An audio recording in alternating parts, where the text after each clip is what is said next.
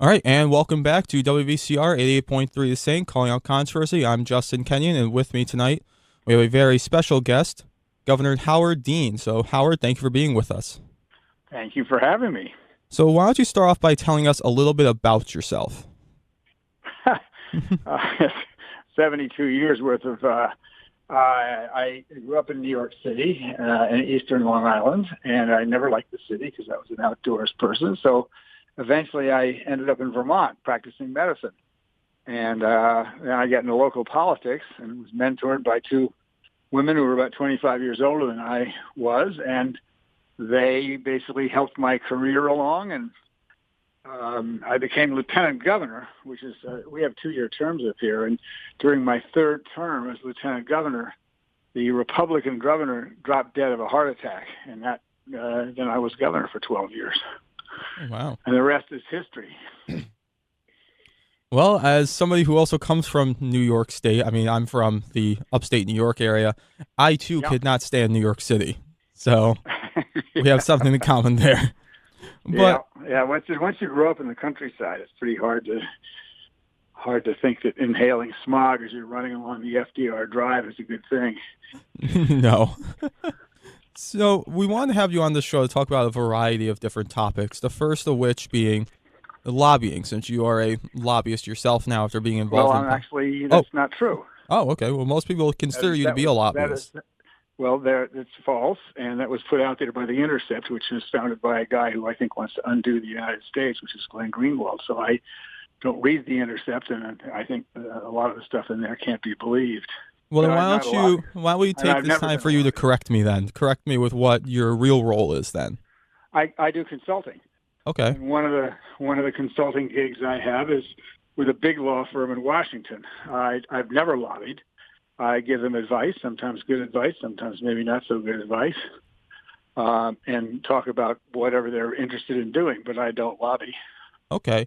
And when you think about today with, I mean, obviously Glenn Greenwald has become a huge name, especially after Snowden, where he's kind of become this, I don't know if it kind of like a libertarian folk hero in some sense, where now he doesn't even live in the United States anymore. I don't even think. I think he lives in Brazil now.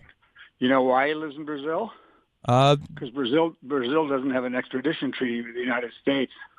I oh, consider Glenn Greenwald to be not only a traitor, but somebody who has led the United States in a very bad way because he conspired with WikiLeaks to release a ton of information that was damaging to the United States and eventually resulted in the election of Donald Trump. so do you consider not only Glenn Greenwald but Edward Snowden to be traitors or criminals, or are they like folk heroes No, like most Snowden people? I have some sympathy for because I think Snowden was motivated by uncovering something that was wrong. And Okay. I personally believe that, the diplomats whose wires were uncovered by Snowden shouldn't have been saying that stuff.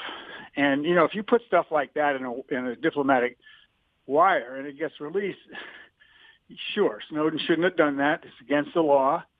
But, I think exposing things that shouldn't be, that aren't right that doesn't make you a traitor. Okay. Because So I'm easier on Snowden, and I think Snowden has all kinds of personal problems, but I yeah. would not call him a traitor. There might be others who have, but I don't.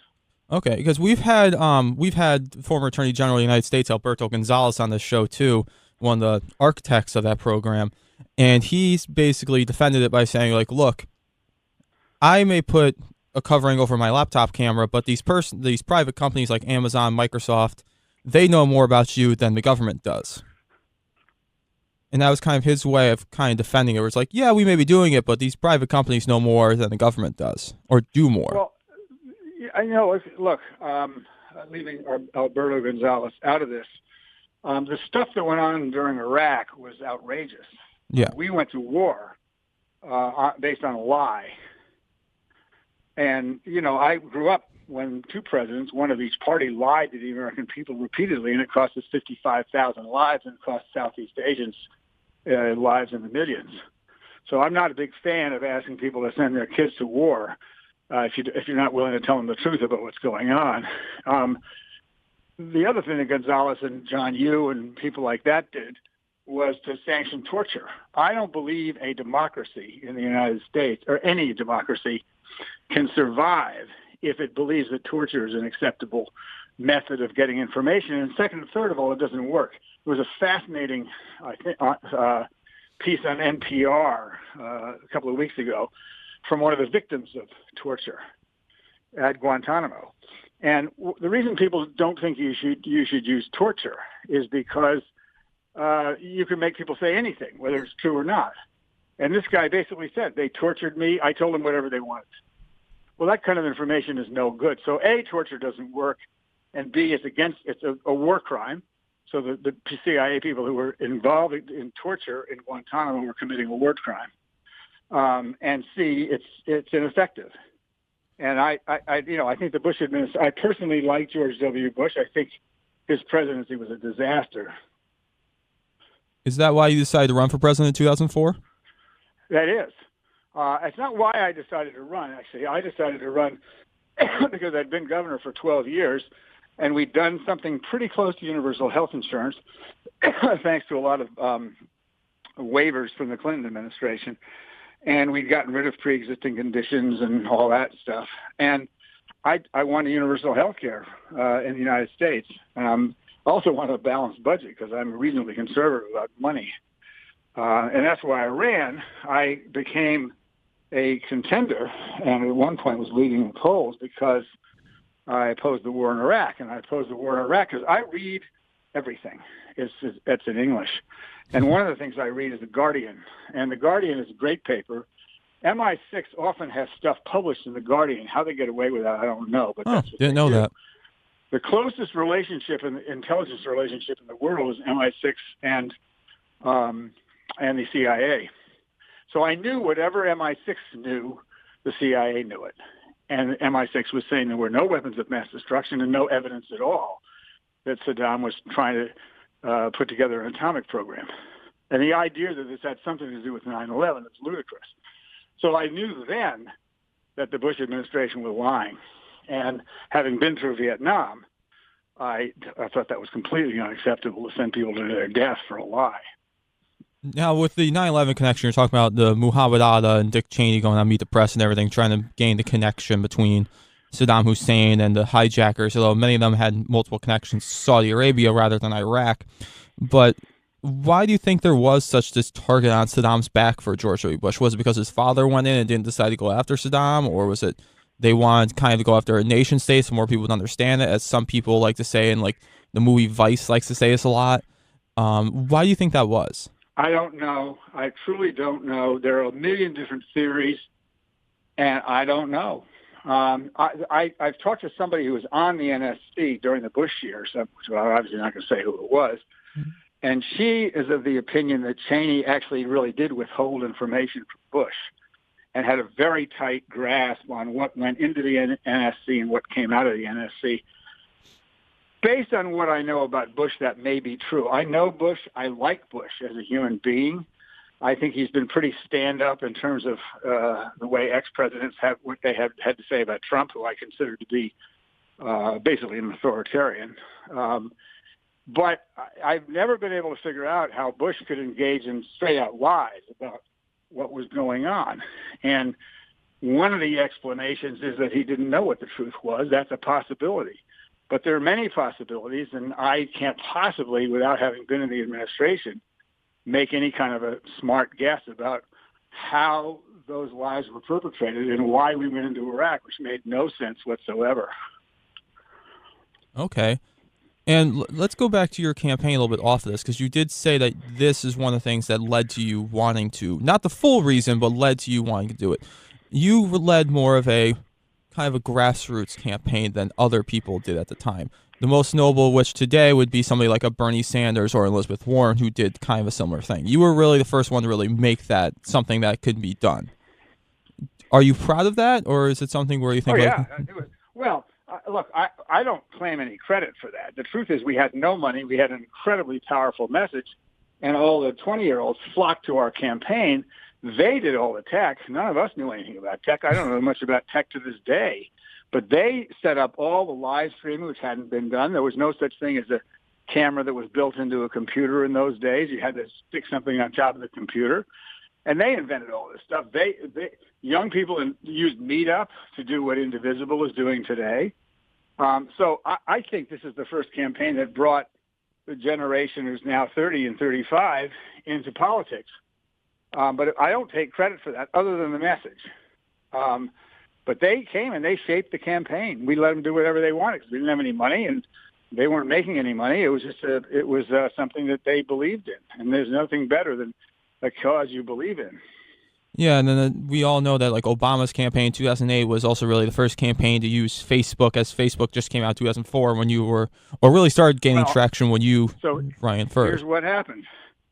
So the guys and women that put together the intel, the social media in my campaign started a company called Blue State Digital. And when I became chairman of the DNC, over the objections of everybody from Washington, I hired them because there was essentially no working tech inside the DNC. It was all Washington consultants that sold them a lot of crap. And we had to do the whole thing over again. So Blue State came in, designed the whole tech system. We had the 50-state strategy. They designed a way of doing it, all of which, of course, has had to be changed a million times since then because this is 15 years later. And then Barack Obama hired them away from me in 2006. And what Obama had that we didn't have was an incredibly disciplined, articulate candidate, which I am not particularly. And he had a very disciplined campaign manager, David Plouffe, who had just as so it was a much more of a top-down operation, a much better organized operation. We were not well organized when I was running. But the core of the tech stuff came from my campaign. Now, with your campaign, there is one thing I've been dying to kind of ask you once you agreed to come on, was that there's one thing that you are most well known for, which is the screen. But we've also had Mike Dukakis on the show who had the tank situation that kind of doomed his campaign a little bit.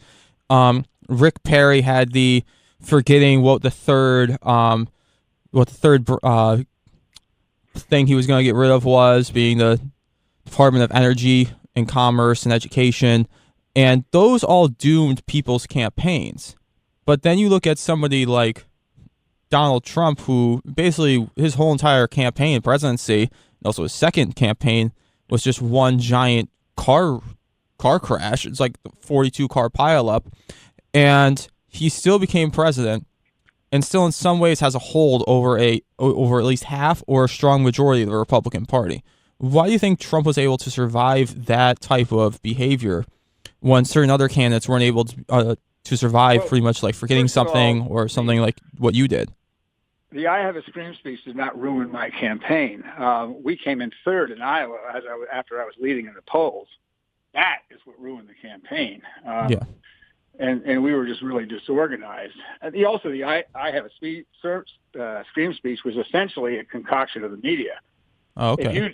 The print reporters who were in the room never wrote about it because there was 1,200 kids screaming and yelling in the room, and I got up there and said that.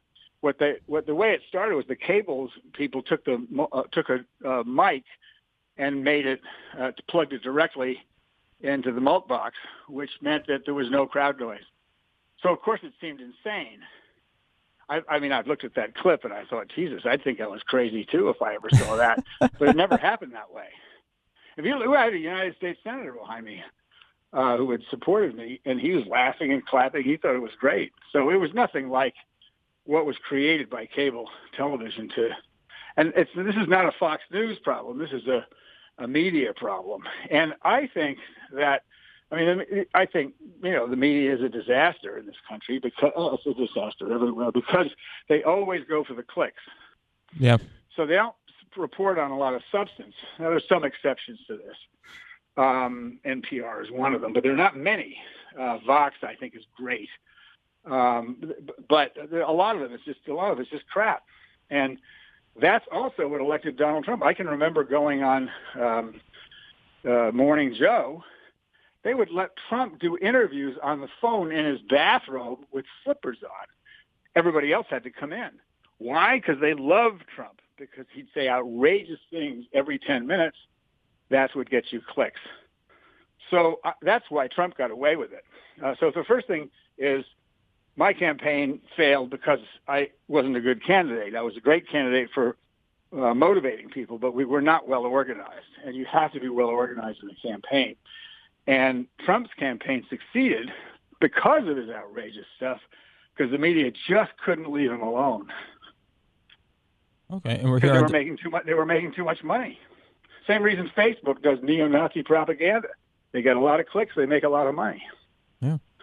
We're here on WVCR 88.3 The Saint, calling out controversy with Governor Howard Dean.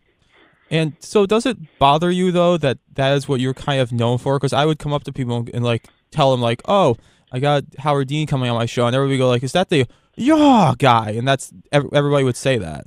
Does that bother you at all, or no? Not really? I think I kind of get a kick out of it. I've had a lot of fun with it. In fact, I actually redid that speech when I spoke at the 2016 convention. Hillary asked me to give a speech on one of the nights, and I did that, and the place went absolutely crazy, except for a section that was down to my right in the front, who mostly Bernie people, and they sat on their hands and said, "What's going on? What's going on?" Why? Because they were 4 when I gave that speech and didn't know what it was about. I mean, I was 6 when you gave that speech. Loved it. What? I was 6 when you gave that speech. Yeah.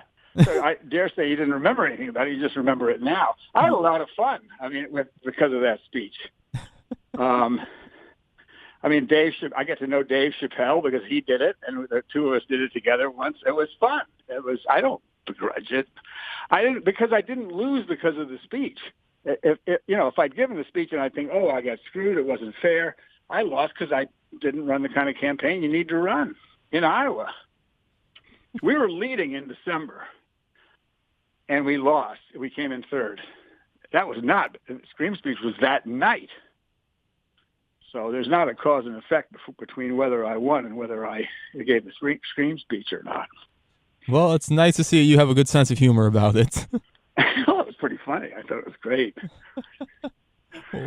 Well, with this, we're going to move on to, because I have a few questions from a few professors here at Siena, because they want to ask you a question or two. Sure. One of which comes from Professor Dr. Lewis here, and he wants to know, since you were in charge of DNC, you did run for president and everything, what do you think about the current push by some, whether it be Democrats or Republicans, to get rid of the filibuster in the Senate, get rid of the full filibuster? I think it has to be done. The filibuster originated to protect Jim Crow, so it has a pretty sordid past. And, the population of the United States represented in the Senate by 50 Republicans is roughly half of what the population represented by this 50 Democratic senators. So the filibuster is simply a way for the shrinking minority, mostly of old white people, to control the rest of the country. I think it's wrong. Okay. I actually think the Electoral College should be gotten rid of as well for the same reason. Do you think we should go to a more proportional system or just go straight to popular vote? What I'd like to see is, you're going to have to go past national popular vote, because getting rid of the Electoral College requires a constitutional amendment. That you can't do that under the current system because it's so loaded for the benefit of the minority, which, as I said, is old white people. I think so. Passing national popular vote, which has been passed in a bunch of states, but would continue to have to be passed by some more in order to do that, and then it would have to go through the courts. I think that if I could push a button, I would have every race run with ranked choice voting. Okay, like Maine does. Like Maine does. Okay. Yeah, because most people or the mayor in New York is going to be elected with RCV this year. You get candidates that are most supported by most of the people, and you don't get divisive candidates. It cleans up the campaigns. Let's just suppose you and I are running against each other with 6 other people for some office, and I'm the leading candidate, but you're closing. If I run a bunch of negative ads, that means all your second choice voters might not vote for me. So it cleans up the campaigns a lot, and I'm a big fan of RCV. Okay. Yeah, because I know some people who are also Republican who may want to get rid of the Electoral College would say, oh, go for more of a proportional system. One thing that Derek Muller, professor at, I think now Notre Dame Law, he was at Pepperdine. He was on the show one time. Him and I talked about the Electoral College, and he told me, like, well, if you went proportional in 2016, Hillary Clinton would have won the Electoral College instead of Trump. So having a proportional system would completely change the game. So if you were a Trump supporter calling for that, you probably would have been shooting yourself in the foot if you knew that one fact. Well, here's the problem with proportional. It depends what kind of proportional you mean. If you do it without ranked choice voting, you end up with the British or the Canadian system, where they have people sitting in Congress who have or in their parliaments with 38% of the vote. That's not right, because there's 3 or 4 or 5 candidates, so you can win with 38% of the vote. Well, the nice thing about RCV is if you get 38% of the vote, then the person who got 1% of the votes, their votes still count because their second choice comes into play, and so forth and so on. So, I do not think people should be elected to office with less than 50% of the vote. And the only way of doing that, and this also could lead to the end of political parties, which I'm not so opposed to anymore, because I think with all the incredible tech we have, it's not entirely clear to me that political parties are helpful. Yeah, and then Dr. Cutler, another professor here, wants to know, what do you think, since you are the former DNC chair, what do you think the Democrats have to do in order to ward off losing either the House or the Senate or both houses in 2022? Well, first of all, we have to do what Stacey Abrams did in Georgia, which is just to make sure every possible person is registered. We have to fight against the voter suppression that's going on in all the Republican-dominated states, making it harder for people to vote, particularly poor people and people of color. And the other thing we must do is do a good job for the first 2 years. If you do a good job, Biden does a good job, and people are happy with the economy and the end of the pandemic, then we won't lose seats. But we have to have a big turnout, because Trump's people are sort of true believers. They're going to turn out, and we got to make sure our people turn out. So when you talk about this voter suppression going on in Republican states, do you think it's a Republican problem or do you think it's a Trump problem? No, it's a Republican problem. They've been doing this for years. Okay. They all goes all the way back through Jim Crow, except it was the Democrats in those days. And what the history of it is that Nixon, when he saw how well Wallace did in the South and how badly the Democrats did, decided to embark on something called the Southern Strategy, which is to bring all the Democratic racists into the Republican Party, which over the next 20 years he did. And that's why the Democrats don't win in the South anymore. I mean, look, Ronald Reagan declared his candidacy in Philadelphia, Mississippi, the site where 3 civil rights workers were murdered and buried in the swamp. That was not an accident. So you truly think the Republican Party is a racist party then? I do. I don't think they all mean to be racist, but they are. You see what Ron Johnson said the other day, Senator from Wisconsin? No, I did not. I think I missed that. Yeah, I mean, go look all this stuff up. They're on record. It's not just I'm calling them names. They do it themselves. Lindsey Graham the other day claimed that helping black farmers who had their land taken away from them because they didn't get treated properly by the Department of Agriculture on the same as white farmers, that was reparations. That's not reparations. That's leveling the playing field. Lindsey Graham is a racist.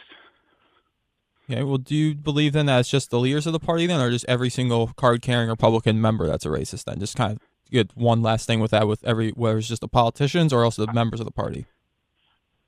Well, I mean, I think that in truth, everybody's a racist. I mean, the question is, what are you going to do about it? I mean, racism comes usually.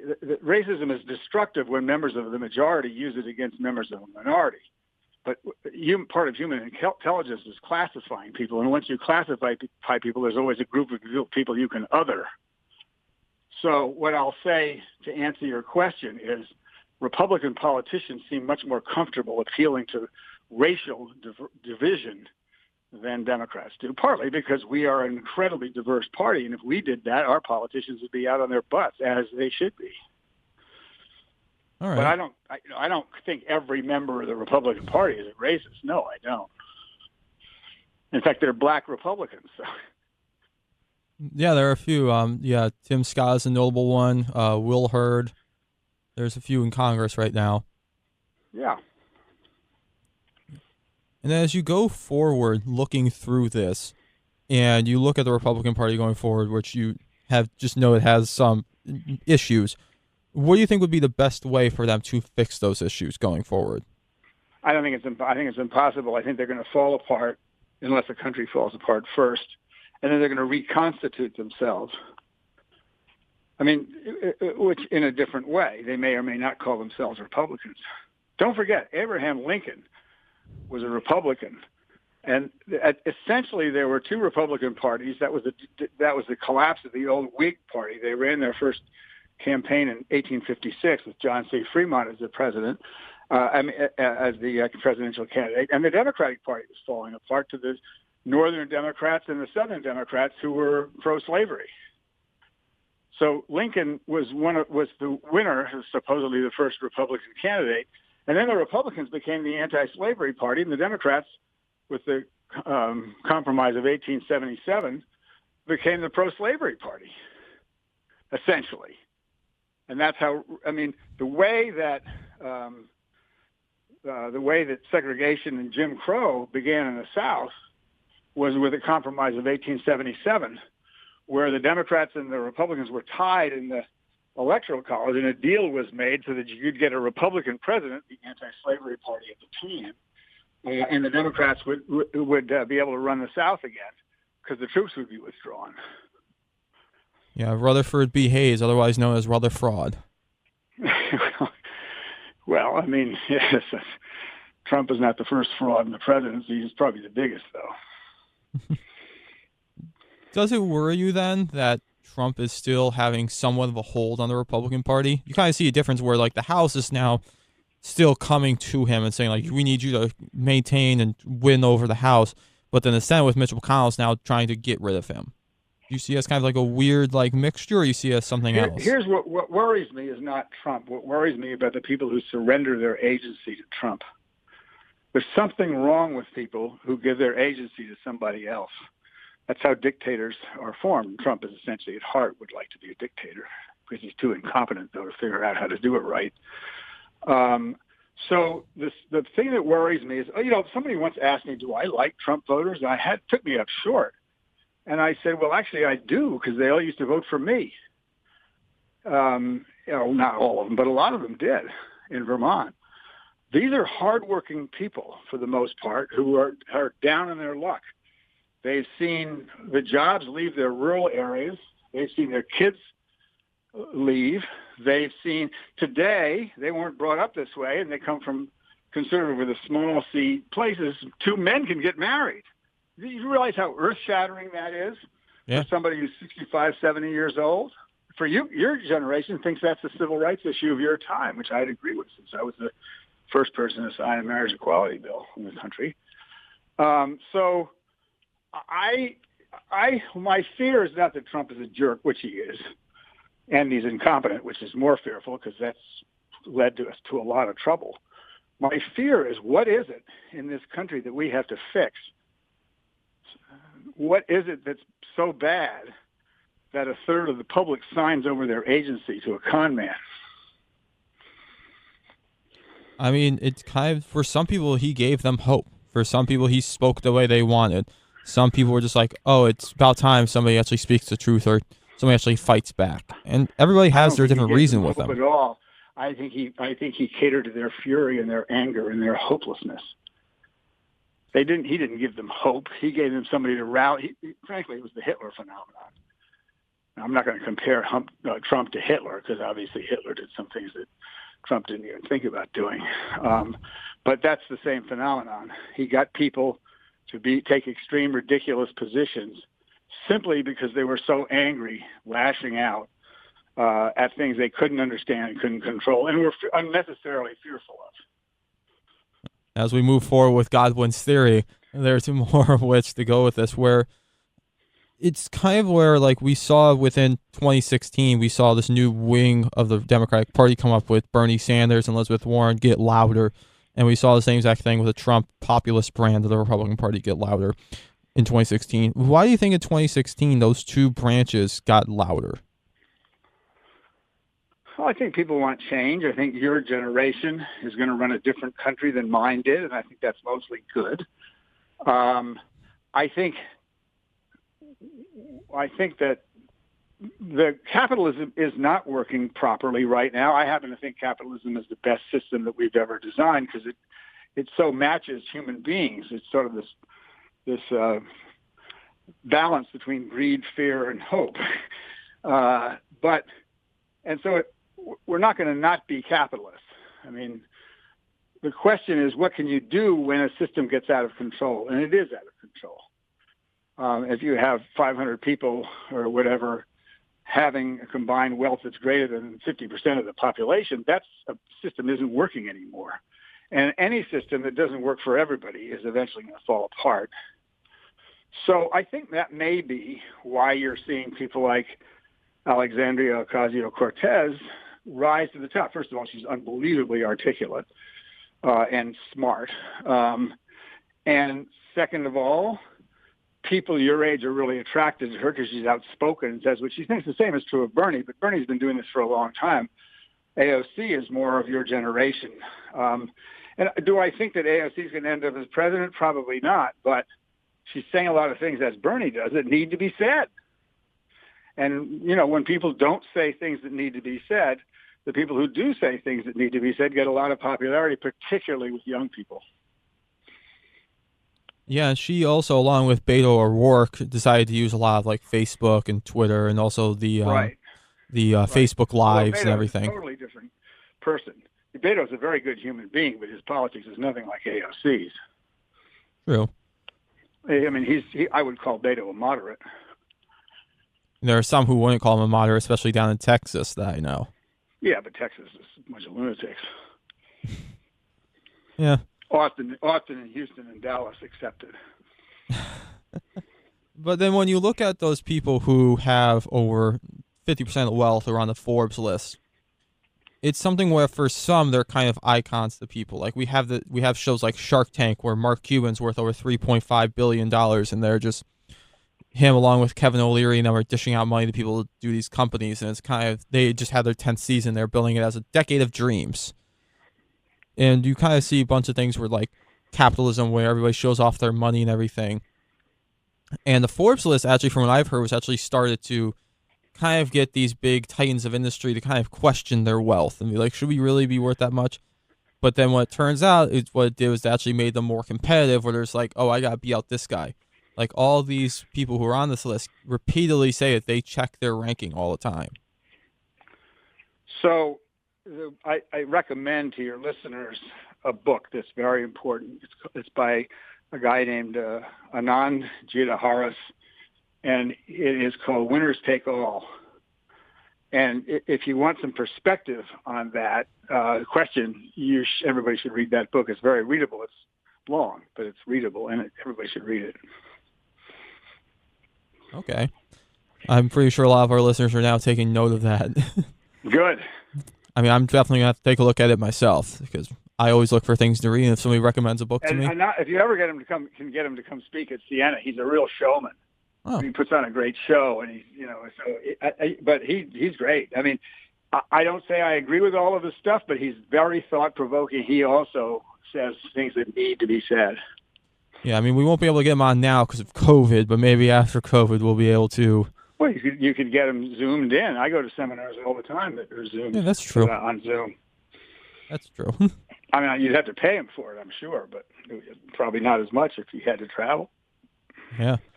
And now moving on to another topic, you were, of course, a governor, which is statewide politics.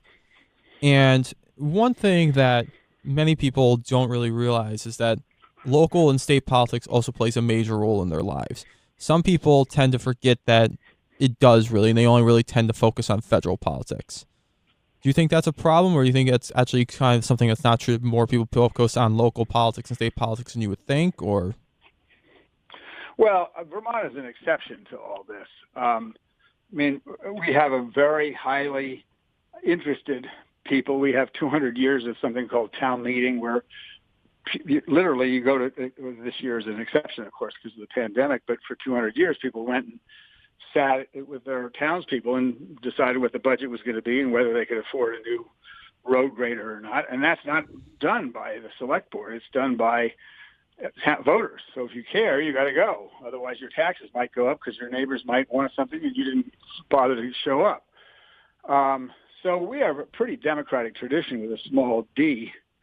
We also have a tradition. We have a new president of the university who I actually think is doing a great job, but of course he's getting tremendous flack because he's had to cut programs and stuff. And he's from Purdue. And he says, so I go to meet with him at a currency meeting when he first gets there a year or two ago. And he says, how come everybody in Vermont thinks that they have to have an appointment with me? And I said, because in Vermont, everybody believes what they think matters. And in fact, it does. That is what you need in a democracy, where if everybody believed that what they thought mattered, you would never have heard of Donald Trump. Because people here have agency. And sometimes they don't have enough, and sometimes they don't get their way. But they get heard. You have to figure out a way to make that work. So I think local and state government is absolutely critical. We have 150 people in our state legislature, and we only have 600,000 people in the state. Everybody gets some say. Yeah, New Hampshire actually has the largest state legislature. But they're in the grasp of a bunch of rat crackpots that are, they're in the grasp of the right wing, unfortunately for them. It's a very interesting and sort of sad story. What happened, Vermont was a very Republican state. In 1936, Alf Landon lost all but two states to Roosevelt. One was Maine, one goes Vermont. And they used to have this saying, as Maine goes, so goes the nation. After that, it was as Maine goes, so goes Vermont. So we were really conservative. And then what happened was in the 60s, it was a back to the land movement, which is when Bernie came up. That didn't really have a big effect because there weren't that many people and they were counterculture. They weren't that interested in politics. But in the 70s, a lot of people like me came up, young, well-educated professionals who were pretty liberal. In New Hampshire, in the 70s, their migration was people trying to get away from tax rates in Massachusetts. That's where the Republicans in the legislature in New Hampshire are nothing like the Republicans in New Hampshire, because they are right-wing crackpots, a lot of them. And they're not all right-wing crackpots, but that's who the leadership is. And here, we haven't had that kind of a division. And the average Republican in New Hampshire is pretty reasonable, but the people who get into politics are true believers on the right. For example, they force everybody to go to the legislature. They don't wear masks, and so disabled legislators can't go. Court said that was perfectly fine. That's not a normal group of people. And many would tend to think about when you think and about. They also tried to strip college students of their vote successfully.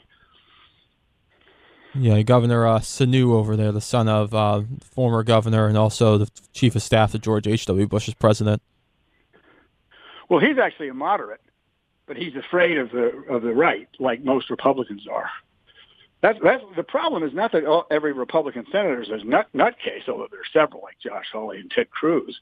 The problem is that most of them, the ones that aren't nutcases, are terrified of the ones that are.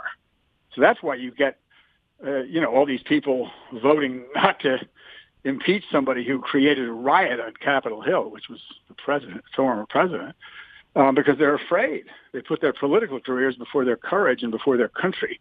And that is the major affliction. They're not only old and white and don't represent the country anymore, they're also so either afraid or willing to throw over democracy. Yeah. So, if they ever take power again, we're in deep trouble. But I don't think they will. And this kind of reminds me of... I think they'll have to undergo a huge change. I actually think they'll probably break up into two parties. And unless we nominate somebody like Biden, who's pretty centrist, then there will really be two parties. There'll be a left party, a centrist party, and a right party, and a crackpot Trump party, which I don't even consider Trump to be on the right. I think he's just a nut. Yeah. And this kind of brings up two things for me, where I had a talk with our president here at CNN. I don't know if you're familiar with him, Dr. Chris Gibson, former congressman. Sure, nice guy. Yeah, we had I a didn't know he conversation. was the president. Congratulations. I think I taught with him for a while. I'm not sure. Did he used to teach at Williams? Yes, he did. Yeah, I did. I taught with him for a semester. Well, I'll make sure to tell him you say hello then. Yeah, tell him I said hi. Yeah, and him and I had a conversation one time where we talked about how several groups of people, especially young people, like I'm only 22, I was 21, 20 at the time, I'm 22 now, and we talked about how a group of people like me aren't really that interested in local politics as it seems. We don't really see as much of importance, although it affects us in some ways more than federal government. But we see all these people like AOC or the Trumps or all these other people that kind of get certain young people just energized. But we don't really see it on the state level or the local level. And that's kind of a problem to people like us, where people get excited about the federal level, but then they don't get excited about other types of politics that also affect them. Well, that's a major problem, but that's always been a problem. I don't think that's peculiar to your generation. I think the high flyers get the ink, and the federal people and the reporters don't report on local politics, which I think is a mistake. That's actually coming back because so many newspapers are going broke. The only newspapers, at least until the pandemic, when the advertising dried up, that are surviving in this country for the most part are local newspapers where you can get local news. Yeah. So but it is tough. It's very tough. And if you're in New York, it's a major problem because the New York Times is obviously not a local newspaper. No. And so what do you turn to? And most people your age will turn online, and the problem with online is, there's an awful lot of stuff there that's just not true. Yeah, we have the Times Union, the Gazette around here. Those are two major papers. But they're pretty local though, which is good. Yeah. I mean, they do a decent job on local news. It's just in the mega cities. Yeah. They do national news, and then nobody knows what the hell's going on in their neighborhood, which is a major, major problem. Local people can have a big effect. I happen to be I never tell people to get their start in a Senate or a president race as a campaign worker. I always tell them go to work for somebody who's running for the state representative or assemblyman or something, because they're so desperate they don't have any money. And at 22, you're going to end up being the campaign manager, the finance chair, and the press secretary all at once. You'll work and you won't make any money, so you have to either live at home and eat pizza, but you'll know more about politics after a campaign like that than you're ever going to learn in a presidential campaign. I also want to talk to you about one incident that took place within local politics, actually state politics in New York State, back when our current governor of New York, Andrew Cuomo, before he was embroiled in scandal, first came into office when they legalized same-sex marriage, gay marriage in New York State. There was a Republican senator named Roy McDonald, who I've always wanted to try to come on, and I haven't been able to track down his contact info or anything, so it's kind of been a little bit disappointing, but he was one of the few Republicans back when the Republicans of New York State controlled the Senate, which they no longer do. Right. And his vote, along with a few others, ended up turning it from being a no to a yes. And he ended up losing his seat because of his vote, pretty much. And it's kind of just like a profile and courage type thing where he kind of stood up and just voted yes for gay marriage when everybody else wanted him to vote no in his party. My view of that is if you're not in that politics willing to lose your seat, you're wasting your time. You're warming a seat and nobody's going to give a damn what you did in your career because you didn't do anything. There's a very famous story about a guy who voted not to impeach Andrew Johnson and remove him. His vote was now Andrew Johnson was a terrible president, so maybe they should have, but it was a totally political vote. It had nothing to do with substance.